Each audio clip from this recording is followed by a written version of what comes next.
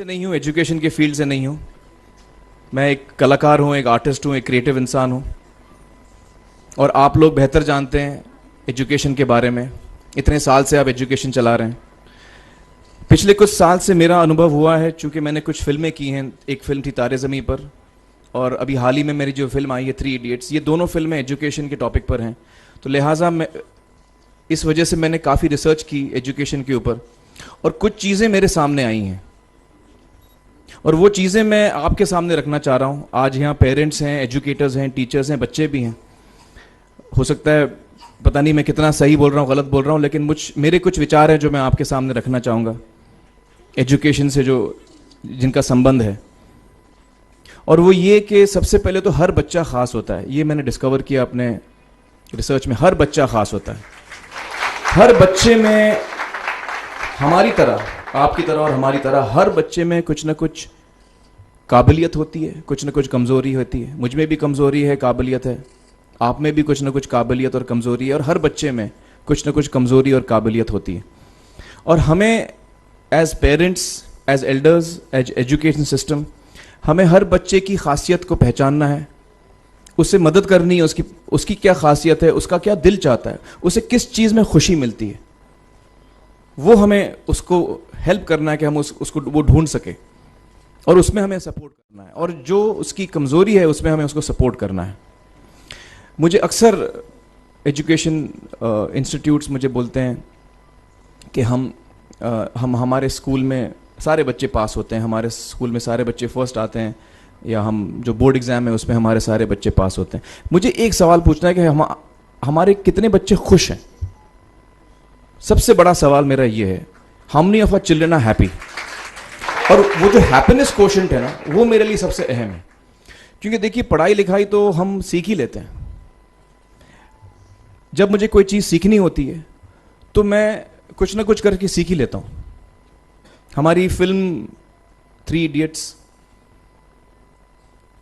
जब रिलीज़ होने वाली थी, रिलीज़ से पहले हमने कई स्क्रीनिंग्स रखे थे, टेस्ट स्क्रीनिंग जिसको हम कहते हैं, जिसमें कि हम ऑडियंस जैसे आप लोग हैं उनको बुलाते हैं, फिल्म दिखाते हैं, उनसे पूछते हैं कि फ़िल्म कैसी लगी। ऐसे एक टेस्ट स्क्रीनिंग हमने किया था। बम्बई में एक फैक्ट्री में कारीगर लोग काम करते हैं, तो करीब 25-30 कारीगर आए थे उस स्क्रीनिंग में। स्क्रीनिंग के बाद एक कारीगर था, उसने मुझसे एक सवाल पूछा। उसने मुझसे ये पूछा, आप लोगों ने फिल्म देखी है 3 इडियट्स? उसने मुझे एक सवाल पूछा जो बहुत कमाल का सवाल था। उसने मुझे ये सवाल पूछा कि सर, पिक्चर के अंत में हमें पता लगता है कि आप तो रणछोड़ दास थे ही नहीं, रैंचो तो थे ही नहीं आप, तो सर्टिफिकेट तो आपको मिला नहीं, वो तो जावेद जाफरी को मिल गया। तो आप इतने बड़े साइंटिस्ट कैसे बन गए? इतने बड़े पेटेंट्स, 400 पेटेंट्स, जापानी लोग आपके पीछे पड़े हैं, तो आपको सर्टिफिकेट तो मिला नहीं, तो आप इतने बड़े साइंटिस्ट कैसे बन गए? बहुत ही अहम सवाल है ये, बहुत ही इंपॉर्टेंट सवाल है। और ये जो मुद्दा है उसके हार्ट में जाता है ये, कि जब मैं एग्जाम के लिए रट के जवाब देता हूं और वो जवाब में मुझे नंबर मिलते हैं और मैं पास हो जाता हूं, तो मेरे हाथ में एक पर्चा आता है जो मुझे कहता है कि मैं पढ़ा लिखा हूं।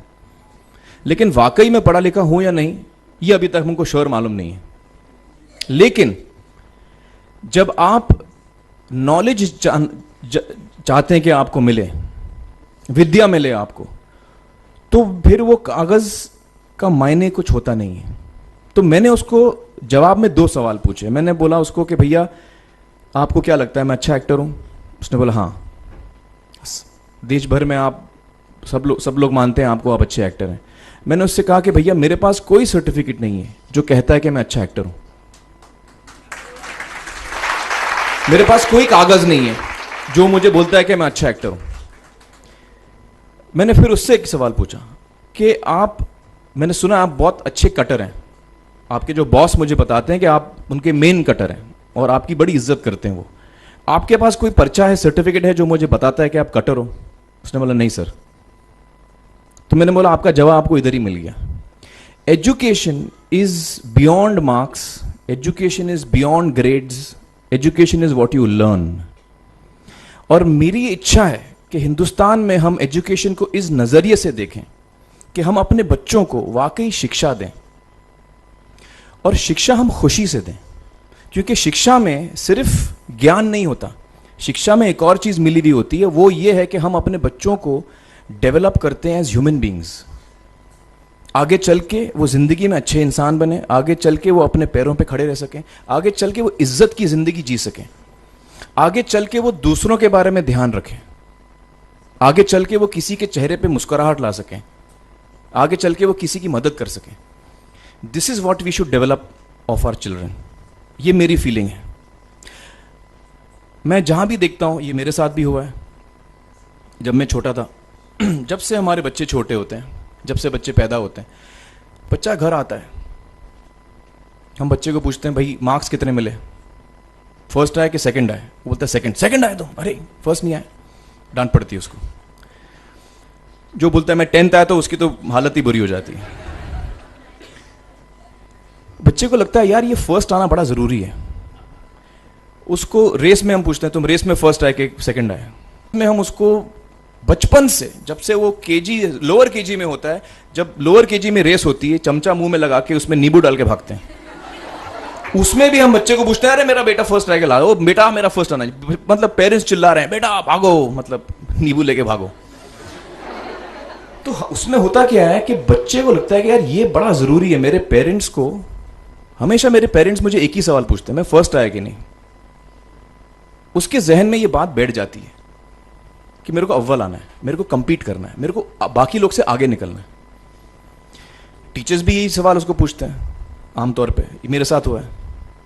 होता क्या है कि जब वो बच्चा 21 साल का होता है तो वो बड़ा सेल्फिश हो जाता है, और उसको सेल्फिश हमने बनाया, हमारे सिस्टम ने बनाया। वो अपने बारे में सोचता है और किसी के बारे में नहीं सोचता, क्योंकि यही हमने उसको ट्रेन किया बचपन से। बचपन से हमने उसको यही ट्रेन किया कि बेटा तुम पहले आना, बाकी सब लोग को भूल जाओ। तो जब वो नौजवान बनता है तो उसका नजरिया सोसाइटी की तरफ यही हो जाता है कि भैया मुझे आगे बढ़ना है, बाकी सब बाय हुक और by crook I must succeed, I don't care about anybody else. मेरा ये दिल कहता है, मेरा ये दिल चाहता है कि अगर हम जितने यहां पेरेंट्स हैं, एडल्ट्स हैं, यंगस्टर्स हैं जो कल जाके पेरेंट्स बनेंगे, अगर हम अपने बच्चों को ये सीख दें जब वो छोटे हैं, जब वो घर आए हम उसको ये सवाल पूछें, ये नहीं पूछें कि मार्क्स कितने मिले, उसको ये पूछें कि बेटा आज तुमने किसकी मदद की, आज तुमने किसके चेहरे पे मुस्कुराहट लाई। अगर हम उसको ये पूछें तो उसको ये लगेगा कि यार जरूरी ये है। मेरे पेरेंट्स मुझे हमेशा ये पूछते हैं, मार्क्स का तो कभी पूछते नहीं, वो मुझसे ये पूछते हैं कि भैया तुमने किसको हेल्प किया आज। तो हेल्प करना लोगों को, लोगों के बारे में सोचना, लोगों के चेहरे पे मुस्कुराहट लाना, ये मेरे पेरेंट्स के लिए बड़ा इंपॉर्टेंट है। साइकोलॉजिकली वो इस चीज़ के साथ बड़ा होगा। स्कूल वही जाएगा, पढ़ाई लिखाई वही करेगा, वो उसका नज़रिया थोड़ा बदल जाएगा। जब वो बच्चा नौजवान बनेगा, 21 साल का होगा, और सारे बच्चे उस उम्र के जब 21 साल के होंगे, हमारी सोसाइटी चेंज हो जाएगी। क्योंकि तब हमारी सोसाइटी में ऐसे नौजवान होंगे जो खुद के बारे में नहीं सोच रहे हैं, दूसरों के बारे में सोच रहे हैं। तो मुझे लगता है कि सबसे बड़ी चीज जो हमारे एजुकेशन सिस्टम में मैं देखना चाहूंगा, जो मैंने अपने स्कूल लाइफ में नहीं देखी, कि हमको ये अहमियत इस पे दी जा रही है कि हम अपने आसपास के बच्चों को कितना हेल्प कर रहे हैं। ये एक बहुत बड़ी तब्दीली अगर आ जाए तो मुझे लगता है कि हमारा देश बहुत सुधर सकता है, बहुत बदल सकता है, हम बहुत